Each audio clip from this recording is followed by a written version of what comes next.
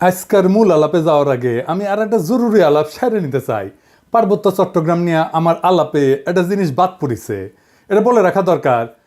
যারা আগে দেখেন না ভিডিওটা দেখতে পারেন, এইখানে আমি মোটা দাগে আলোচনা করছি কিভাবে পার্বত্য চট্টগ্রাম সমস্যার সমাধানের পথে আগানি যায়। আসার কথা, আমি পাহাড় এবং সমতল সব জায়গা থেকে অভাবনীয় সাড়া পাইছি। তার মানে সারা দেশের মানুষের কাছে গ্রহণযোগ্য এমন সমাধানও আছে। যে ইস্যুটা বাদ পড়ে গেছিল সেটা নিয়ে আলাপ শুরু করি, তাইলে ভুলে যাই, বয়স হতেছে তো তাই। আসেন আল্লাহ নামে শুরু করি।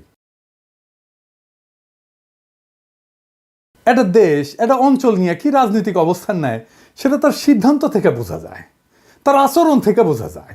যেমন ধরেন, কুমিল্লাকে বিভাগ করার দাবিকে হাসিনা প্রকাশ্যেই অস্বীকার করেছিল, কারণ খন্দকার মোস্তাকের বাড়ি কুমিল্লায়। আপা কুমিল্লার নামে আপা কুমিল্লা কু নাম দেব না আমি কুমিল্লা আপা কুমিল্লা না না আপা কুমিল্লা নামে আপা সারা কুমিল্লার আমি কুমিল্লা নামে দেব না, কারণ তোমার এই কুমিল্লা নামের সাথে মোস্তাকের নাম জড়িত, সেজন্য আমি দেব না। তোমরা যদি রাজি থাকো, ওই কুমিল্লা নাম নিলেই তো মোস্তাকের কথা মনে ওঠে। ভাববার পারেন কি ভয়ানক প্রতিহিংসা। পার্বত্য চট্টগ্রাম নিয়ে আমাদের আমলাতন্ত্র, আমাদের প্রশাসন, আমাদের সাধারণ মানুষ ঠিক একই রকম একটা ভাবনা ভাবে। সেটা প্রমাণ হইতেছে পার্বত্য চট্টগ্রাম হইতেছে পানিশমেন্ট ট্রান্সফারের জায়গা। সরকারি কর্মচারীদের পানিশমেন্ট ট্রান্সফার দেওয়া হয়, পার্বত্য চট্টগ্রামে যাওয়া পানিশমেন্ট। এটা আমাদের আমলাদের মেন্টালিটি। হ্যাঁ ঠিক আছে, এলাকার দুর্গম, ম্যালেরিয়া হয়, এখানে বাস করা চ্যালেঞ্জিং সমতলের মানুষের জন্য, কিন্তু সমতলের মানুষ তো যায় ওইখানে, তাই না, বাস করতে। তাহলে ওই জায়গায় পোস্টিং কেন পানিশমেন্ট পোস্টিং হবে? ওটা কি বসবাসের অযোগ্য জায়গা? ওখানে যারা থাকে তারা মানুষ না, তারা বাংলাদেশি না? তার মানে দেশের ভূখণ্ডের মধ্যে এমন একটা জায়গা লাগবে যেটা বাস করলে সেটাকে শাস্তি বলে মনে হবে। এটা যদি মাথার পেছনে থাকে তাহলে আপনি কখনোই ওই অঞ্চলের উন্নয়ন বা উন্নতির কোনো পরিকল্পনা নিতে পারবেন না তো, কারণ তো ওইটা তো পানিশমেন্টের জায়গা। ওই জায়গায় তো আপনি লোক পাঠাবেন পানিশমেন্ট দেওয়ার জন্য, শাস্তি দেওয়ার জন্য। ওই জায়গাটাকে তো ভালো করবেন না আপনি। ওই জায়গায় কোনো উন্নয়ন পরিকল্পনা নিতে পারবেন না, কোনো উন্নতির কোনো পরিকল্পনা নিতে পারবেন না। আমি গ্যারান্টি দিয়ে বললাম, লিখে রাখতে পারবেন। আপনি যদি একজন পাহাড়ের বাসিন্দা হন, আপনার কেমন লাগবে বলেন তো? বাদ দেন যে আপনি পাহাড়ের বাসিন্দা, আপনার জন্ম ধরেন পঞ্চগড়, আপনি জন্ম থেকে জানেন এই পঞ্চগড়ে কেউ আসতে চায় না, কারণ কাউকে শাস্তিমূলকভাবে জোর করে পাঠানো হয় বাইরের লোককে। আপনার কেমন লাগবে তখন ভাবেন। অন্য দিক থেকে দেখেন, পার্বত্য চট্টগ্রামে একটা রাজনৈতিক অস্থিরতা আছে, তাই না? সে ঘর পড়ার মধ্যে আলু পোড়া দিয়ে খাওয়ার জন্য রেডি হয়ে আছে আমাদের বন্ধু রাষ্ট্র ইন্ডিয়া। সেই জায়গায় আপনি একটা দুষ্টু কর্মকর্তারে পাঠাইলেন, আপনার বিবেচনায় দুষ্টু, শাস্তি দেওয়ার জন্য। তো সে কি করবে? সে তো শত্রুর সাথে হাত মিলায় রাষ্ট্রের সাথে শত্রুতা করবে, ঠিক কিনা? এটা আমাদের রাষ্ট্রনায়করা চিন্তা করলো না, কারো মাথায় আসলো না যে এবার বুঝেছেন তো, ওনারা বুদ্ধিমান উচ্চ শিক্ষিত হইলেও আক্কেল কম। বুদ্ধি শিক্ষা ডিগ্রি না থাকলেও চলে, কিন্তু আক্কেল না থাকলে গেল সারা। এইভাবে রাষ্ট্রের হোগা মারিছে শিক্ষিতরা। রাখাইন রাষ্ট্র হইতেছে, মায়ানমার রেজিম বদলাবে, রোহিঙ্গা ইস্যু আছে, পার্বত্য চট্টগ্রাম অঞ্চল আমাদের জন্য খুবই গুরুত্বপূর্ণ হয়ে উঠবে শিগগিরই। আমি ডক্টর খলিলুর রহমানের প্রতি দৃষ্টি আকর্ষণ করতেছি, জনপ্রশাসনে পার্বত্য চট্টগ্রাম প্রসঙ্গে একটা মৌলিক পরিবর্তন আনতে হবে। এইটা আপনার যে দায়িত্ব রোহিঙ্গা ইস্যুতে, তার সাথেও যুক্ত। আশা করি এটা আপনি করবেন।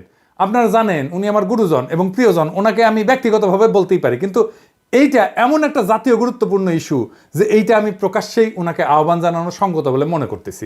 ডক্টর খলিলকে আমি আসলে কি কাজ করার আহ্বান জানাই, আসেন সেটা একটু শুনি।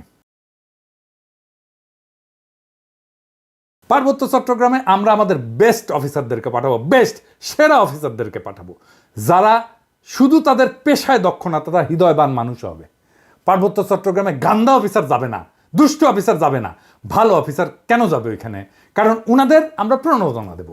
পার্বত্য চট্টগ্রামে পোস্টিংয়ের জন্য মূল বেতনের দ্বিগুণ প্রণোদনা হিসাবে পাবে যারা যাবে। জয়েন্ট সেক্রেটারি পর্যন্ত যাইতে হইলে পার্বত্য চট্টগ্রামে কম করিয়া হইলেও 2 বছরের সার্ভিস থাকার রেকর্ড থাকতে হবে। আপনি দেখেন পার্বত্য চট্টগ্রামের চেহারা 2 বছরের মধ্যে পাল্টায় যাবে। পার্বত্য চট্টগ্রাম হয়ে উঠবে সবচাইতে শান্তির আর সমৃদ্ধির এলাকা। আমি চ্যালেঞ্জ দিলাম, লিখে রাখতে পারেন। এইবার আসেন আমাদের আসল আলাপ, প্রিয় বিএনপি নিয়ে কথা বলি। আপনারা জানেন আমি বিএনপির নানা ইস্যু নিয়ে আলাপ করতেছি, বিএনপির রাজনীতির সাথে আমার দ্বিমতের জায়গাগুলো তুলে ধরতেছি। বিএনপির অনেকে বলতেছেন যে আপনি জামাতের কথা বলেন না কেন, অনেকে ভাবতেছেন ক্যানপি নাকি বিএনপির পিছে লাগলো, ওই যে ওইটার মতো, ওই যে কইছিল না হানিফের পোলা, বারবার শুধু আমারই পিছে কেন? এই যে শুনেন, আর মানুষ পান নাই, বারবার শুধু আমার উপরেই, বারবার শুধু আমার উপরেই কেন কেন? দেখেন ভাই, আমি বিএনপির পিছনে লাগি নাই, বিএনপি আমার শত্রু না। আমি আমার মতো একটা বিএনপি দেখতে চাই, সেটা থেকে বিএনপি দূরে সরে যাইতেছে। আপনার বন্ধু যদি আপনার থেকে দূরে সরে যায়, আপনি তো বন্ধুকে সতর্ক করবেন কিনা, সেটা আমার দায়িত্ব কিনা বলেন। তা আপনারা চিন্তা করে দেখেন, আওয়ামী লীগ যখন ক্ষমতায়, আমার তো আওয়ামী লীগ করাটাই সবচেয়ে স্বাভাবিক ছিল, তাই না? আমার অ্যাডভান্টেজও ছিল, তো নানা অ্যাডভান্টেজ ছিল। আমি আওয়ামী লীগের যা যা ক্ষতি করছি দল হিসাবে, আমারে তার নিজের দলে নেওয়ার দরকার নেই, আমারে খালি থামাই চুপ করে রাখতে পারলে তাদের অনেক লাভ হইতো, ঠিক কিনা বলেন? ঠিক একইভাবে আমার তো এখন বিএনপি সমালোচনা না করে সাপোর্ট করে গেলে খুবই ভালো হইতো, আমার জন্য ব্যক্তিগতভাবে ভালো হইতো, তাই না? শীর্ষ নেতার সাথে আমি খুবই ভালো ব্যক্তিগত সম্পর্ক আছে, এখনো আছে। খালেদা জিয়া আমার স্নেহ করেন, বিএনপির একটা বিশাল কর্মী বাহিনী, আমার পাঠক দর্শক অনেকে আমাকে পছন্দ করেন। অপছন্দ যদি একজন করে না তা না, কিন্তু অনেকে আমাকে পছন্দ করে। কিন্তু তাই বলে তো আমি আমার দেশের গণমানুষের স্বার্থকে উপেক্ষা করতে পারি না। আজ যে বিএনপি দেখি, সেই বিএনপি তো আমরা চাই না। এই বিএনপির পাশে যারা ছিল, কেন তারা নাই সেটা জিজ্ঞেস করেন, নিজের আত্ম অনুসন্ধান করেন। আচ্ছা বলেন তো বিএনপি নেতারা, আপনারা কি জানেন আপনাদের কর্মীরা কি করতেছে? আপনি কি বিএনপির কর্মীদের কোনো পলিটিক্যাল কাজে এনগেজ করতেছেন? বাংলাদেশের রাজনৈতিক সংস্কৃতি না বদলাইলে তো বিপদ। আপনাদের রাজনৈতিক কর্মসূচি কি? মাঝে মাঝে কর্মীদের নিয়ে মিটিং করা, মিছিল করা, কালে ভদ্রে জনসভা করা, নিয়মিত টকশোতে যাওয়া, ফেসবুক গুতানো, আর দলের বিরুদ্ধে কেউ কিছু করলে দল বেঁধে ঝাঁপে পড়া। এই তো বেশিরভাগের কাছে রাজনীতি করাটা পেশা। এখান থেকে টাকা পয়সা ধান্দা সব কিছু করা যায়। যাই হোক, আর না আগাই আর কি, অনেকের কাপড় ধরে টান দিয়ে ফেলবো। রাজনীতি আর উপার্জনের ধান্দার দুইটা জিনিস এক না।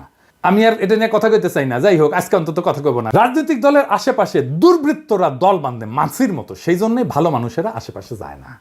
এই যে দেখেন, মঞ্চে জিয়ার ছবি দিয়া, খালেদা জিয়ার ছবি দিয়া, এমনকি তারেক রহমানের ছবি দিয়া নর্তকী দেখেন, দেখেছেন? উঠে কি কেউ নাই যে কবে ভাইজান নর্তকী নিয়ে আইসা নিবার তো নাও, সাংস্কৃতিক অনুষ্ঠান করো, তোমার মতো করে করো। রাজনৈতিক দলের নেতার ছবি টাঙায় কে, আমার নেতার ছবি টাঙায় কে, জিয়ার ছবি টাঙায় কে, দেখবেন কোনো উত্তর নাই। কর্মীদের দোষ দেই কেন? খোদ তারেক রহমানের সভায় বিএনপির শীর্ষ নেতাদের উপস্থিতিতে ওখানে তো নর্তকী আনতে পারে না, কিন্তু ওই নর্তকীর মতো একজন আনছে রোবায়েত ফেরদৌস, জিয়া বন্দনা করিচ্ছে। দেখেন 1975 সালের বাকশালে 4টি পত্রিকা রেখে সমস্ত পত্রিকাকে বন্ধ করা হয়েছিল, গণমাধ্যমের কণ্ঠরোধ করা হয়েছিল। শুনলে অবাক হবেন, সেই সময়কার সাংবাদিকতা ইতিহাস পড়ে আমি দেখেছি সাংবাদিকরা মুদি দোকান দিচ্ছে, তারা হচ্ছে ভ্যানে দোকান দিয়ে তাদের জীবন জীবিকা। হাজার হাজার সাংবাদিক বেকার হয়ে গেছে। এই যে সাংবাদিকতা পেশার যে ডিগনিটি, তাদের যে মত প্রকাশ ভাব প্রকাশের স্বাধীনতা, এটা ফেরত নিয়ে আসছেন কে? একজন সামরিক শাসনের লোক হয়ে, সামরিক ব্যারাক থেকে এসে শহীদ প্রেসিডেন্ট জিয়াউর রহমান কিন্তু এই যে বহুদলীয় গণতন্ত্রের কথা আমরা বলি, বহু সংবাদপত্রের কথা বলি, বহু মতের কথা বলি, সেটা কিন্তু তিনি আমাদের জন্য নিশ্চিত করেছেন। বিএনপি পর্যন্ত শেষ, বিএনপি বিরোধী থাকার পরে যে নির্বাচন যেটা হয়েছে, সেই নির্বাচনটুকু যা হয়েছে ফাইন। এখানে খুব বেশি কারচুপি জালের কোনো সুযোগ ছিল না। এগুলো আমার কাছে খুব গুরুত্বপূর্ণ। আমি যতটুকু দেখেছি, ভোট যা হয়েছে মোটামুটি ভালোই হয়েছে। ওই আওয়ামী লীগের সঙ্গে স্বতন্ত্র প্রার্থীদের, প্রতিদ্বন্দ্বীদের ভোট যা হয়েছে, সেটা মোটামুটি ভালো ভোটই হয়েছে। আমি দু একটা আসন আমার নিজের এলাকায় দেখেছি, ঘাম বেরিয়ে গেছে। আওয়ামী লীগের যে প্রার্থী, তার বেরিয়ে যেতে প্রচন্ড ঘাম বেরিয়ে গেছে। এই রোবায়েত ফেরদৌসের জিয়া বন্দনা, এটা তো ওই নর্তকীর গোয়া নাচানোর চাইতে অশ্লীল। রোবায়েত ফেরদৌস বিএনপি ক্ষমতায় আসলে সার্ভিস দেবে বিএনপির, তাতে কোনো সন্দেহ নাই। হ্যাঁ, কিন্তু বিএনপির কেন এরকম একজন লুম্পেন ইন্টেলেকচুয়ালকে মঞ্চে জায়গা দিতে হয়, এইখানেই সংকটটা, বুঝছাও? আবার দেখেন, এই যে মোয়াজ্জেম হোসেন আলাল, অত্যন্ত শ্রদ্ধাভাজন রাজনৈতিক ব্যক্তিত্ব, আমি অত্যন্ত পছন্দ করি উনাকে। উনি কইতেছেন জয় বাংলা আওয়ামী লীগের স্লোগান না, মুক্তিযোদ্ধাদের স্লোগান। তার মানে বিএনপি জয় বাংলা স্লোগান দিবে মুক্তিযুদ্ধের নামে। তাছাড়া জয় বাংলা স্লোগানকে ডিফেন্ড করতে আসে কেন আলাল ভাই? বলেন তো, উনি তো ছোটখাটো নেতা না। এইবার দেখেন, ওই যে ফজলুর রহমান, ওর যে মারিছিলাম, ঝাড়িয়ে দিছিলাম না, ওই মালটা কলে থামেনি, বুঝেছেন? আসেন ফজলুর রহমানকে দেখে, খালেদা জিয়ার উপদেষ্টা ফজলুর রহমান ওয়াজের বিরুদ্ধে বক্তব্য দিতেছে, শুনেন। কোন দেশে এইভাবে মাইক লাগায় সারা রাত শুধু রাজনৈতিক বক্তৃতা হয়, যার নাম কয় ইসলাম? এটা তো একটা ওয়ারান দেশ পাইছে, যা ইচ্ছা তা বলতেছে মৌলানা মৌলবীরা, এবং হেলিকপ্টারে যাইতেছে, গাড়িতে যাইতেছে, লাখ লাখ টাকা নিতেছে। এটা তো একটা ব্যবসা বাণিজ্যের ব্যাপার।